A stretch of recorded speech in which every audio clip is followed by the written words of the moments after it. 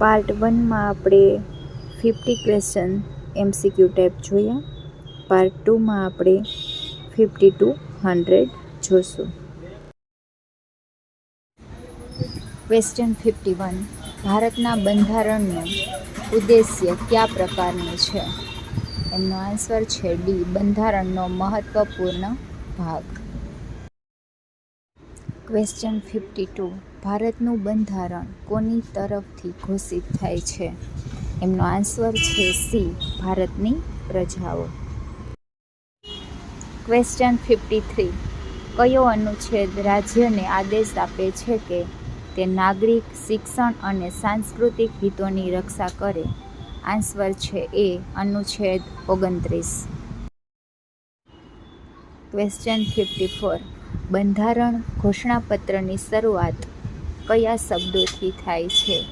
એમનો આન્સર છે C. V the people of India. Question 55. ભારતનું બંધારણ અમલમાં આવતા ભારત કયા પ્રકારનો દેશ બન્યો? એમનો આન્સર છે બી. લોકશાહી ગણરાજ્ય. 56. Most IMP question. ભારતના બંધારણની મૂળ નકલ પર કોણે હસ્તાક્ષર કર્યા હતા? તો એમનો આન્સર આવશે ડી. તમામ સભ્યોએ, એટલે કે વડાપ્રધાન, સમિતિના સભ્યો અને બંધારણ સભાના અધ્યક્ષ. ક્વેશ્ચન 57. મૌલિક હકોનું રક્ષણ કઈ સંસ્થા દ્વારા થાય છે? એમનો આન્સર છે સી. સર્વોચ્ચ ન્યાયાલય. ક્વેશ્ચન 58. સંસદે બંધારણમાં અત્યાર સુધી 2025 સુધી કુલ કેટલા સુધારા કર્યા છે? એમનો આન્સર આવશે સી. 100 થી વધુ. વિશિષ્ટ સંખ્યા સમયસર બદલાતી રહે છે. ક્વેશ્ચન 59. ભારતનું બંધારણ કઈ સંસ્થાએ બનાવ્યું હતું? એમનો આન્સર આવશે સી. બંધારણ સભાએ. ક્વેશ્ચન 60. બંધારણ ઘોષણાપત્રમાં ફ્રેટર્નિટીનો અર્થ શું થાય છે? એમનો આન્સર છે એ. ભાઈચારો. ક્વેશ્ચન 61. ડૉક્ટર આંબેડકર કયા અનુચ્છેદને સંવિધાનનો આત્મા કહેતા હતા? એમનો આન્સર છે બી. અનુચ્છેદ 32. ક્વેશ્ચન 62. આમાંથી કયો હક હવે મૌલિક હકો એટલે કે ફંડામેન્ટલ રાઇટ્સ માંથી કાઢી નખાયો છે? તો એમનો આન્સર આવશે બી. સંપત્તિનો હક 44માં સુધારાથી દૂર કરાયો. આ મસ્ત એમપી ક્વેશ્ચન છે. ક્વેશ્ચન 63. નાગરિકોની મૌલિક ફરજો કઈ અનુચ્છેદમાં છે? એમનો આન્સર છે બી. અનુચ્છેદ 51A. ક્વેશ્ચન 64. ભારતનું બંધારણ કઈ પદ્ધતિએ સુધારવામાં આવે છે? એમનો આન્સર આવશે સી. ખાસ વિશેષ પ્રક્રિયા દ્વારા. ક્વેશ્ચન 65. માનવ અધિકાર રક્ષણ અધિનિયમ કઈ સાલમાં અમલમાં આવ્યો? એમનો આન્સર છે સી. 1993. ક્વેશ્ચન 66. બંધારણ ઘોષણાપત્રમાં પ્રજાસત્તાક શબ્દનો અર્થ શું છે? એમનો આન્સર છે સી. લોકોથી સંચાલિત શાસન. ક્વેશ્ચન 67. બંધારણ ઘોષણાપત્રમાં ઉમેરાયેલા સેક્યુલર, સોશિયાલિસ્ટ, ઇન્ટિગ્રિટી શબ્દો કયા સુધારાથી ઉમેરાયા? એમનો આન્સર છે બી. 72મો સુધારો 1976. ક્વેશ્ચન 68. મૂળભૂત હકોમાંનો અદાલતમાં રીટ અરજી દાખલ કરવાનો હક કઈ કલમ હેઠળ આવે છે? એમનો આન્સર છે સી. કલમ 32. ક્વેશ્ચન 69. બંધારણમાં કયા લેખ હેઠળ આવશ્યક શિક્ષણની જોગવાઈ છે? આન્સર છે બી. અનુચ્છેદ 21A. ક્વેશ્ચન 70. બંધારણ ઘોષણાપત્રમાં સમાવિષ્ટ ન્યાયના 3 પ્રકારો કયા છે? એમનો આન્સર છે સી. સામાજિક, આર્થિક અને રાજકીય. ક્વેશ્ચન 71. બંધારણ ઘોષણાપત્રમાં જે શબ્દો છે સ્વતંત્રતા, સમાનતા, ભાઈચારો એ કયા દેશના બંધારણમાંથી લેવાયા છે? એમનો આન્સર છે બી. ક્વેશ્ચન 72. મૌલિક હકોમાં મહિલા અને બાળકોની સુરક્ષા કયા અનુચ્છેદ હેઠળ આવે છે? એમનો આન્સર છે એ. અનુચ્છેદ 15(3). ક્વેશ્ચન 73.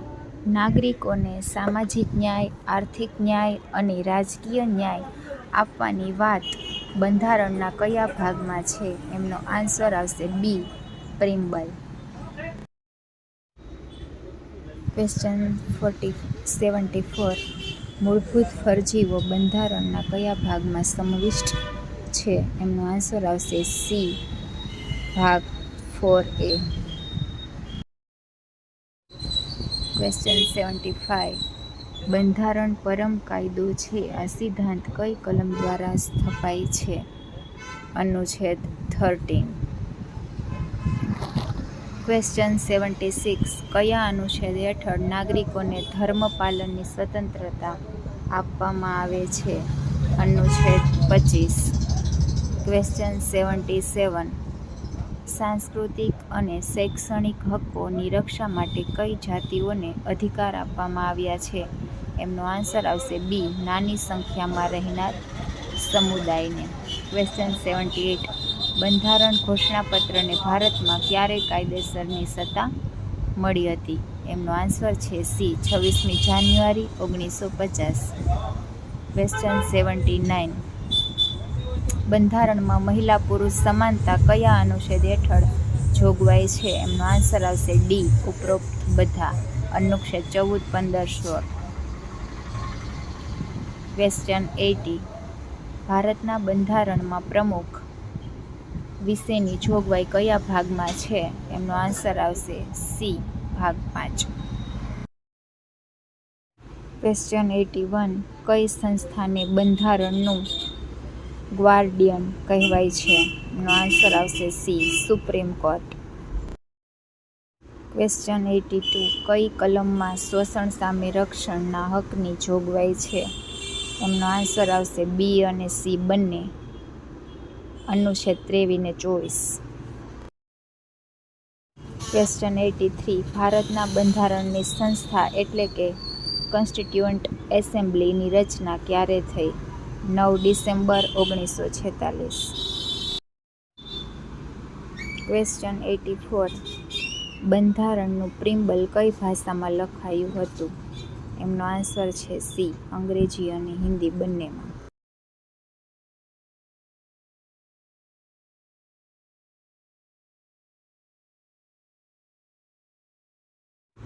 ક્વેશ્ચન 86.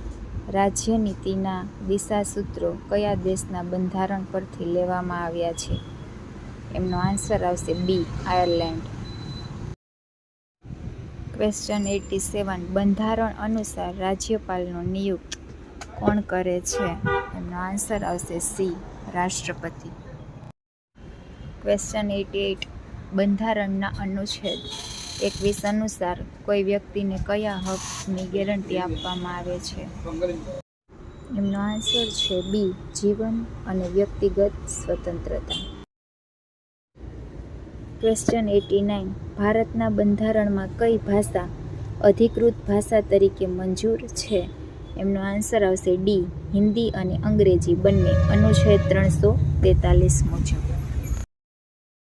ક્વેશ્ચન 90. સંવિધાન સભાના અધ્યક્ષ કોણ હતા? એમનો આન્સર છે સી. રાજેન્દ્ર પ્રસાદ.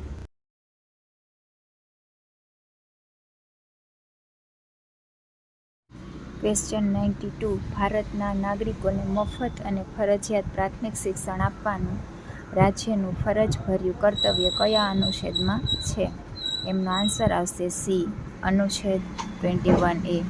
ક્વેશ્ચન 93. ભારતના બંધારણનું પ્રારંભિક ખાકા કોણે તૈયાર કર્યું હતું? એમનો આન્સર છે બી. બી.એન. રાવ. ક્વેશ્ચન 94. માલિક હકો વિશેની જોગવાઈઓ બંધારણના કયા ભાગમાં છે? એમનો આન્સર આવશે ભાગ 3.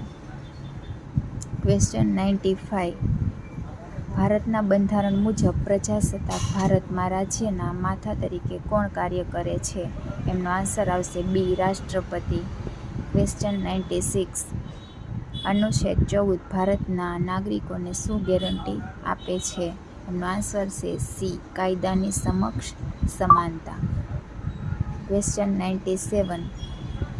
બંધારણનું રૂપરેખા અને અમલમાં લાવવું એ કામ કઈ સંસ્થાએ કર્યું? તેમનો આન્સર આવશે સી. બંધારણ સભાએ. ક્વેશ્ચન 98. ભારતના બંધારણમાં કુલ કેટલા અનુચ્છેદો હતા મૂળ રૂપમાં? એમનો આન્સર. ક્વેશ્ચન 99. ભારતના બંધારણમાં સૌથી પહેલા કઈ ભાષામાં લખાણ થયું હતું? એમનો આન્સર આવશે બી. અંગ્રેજી. ક્વેશ્ચન 100. કઈ તારીખે ભારત પ્રજાસત્તાક જાહેર થયું? એમનો આન્સર આવશે સી. 26 જાન્યુઆરી 1950. પાર્ટ 3 માં આગળ MCQ જોશું.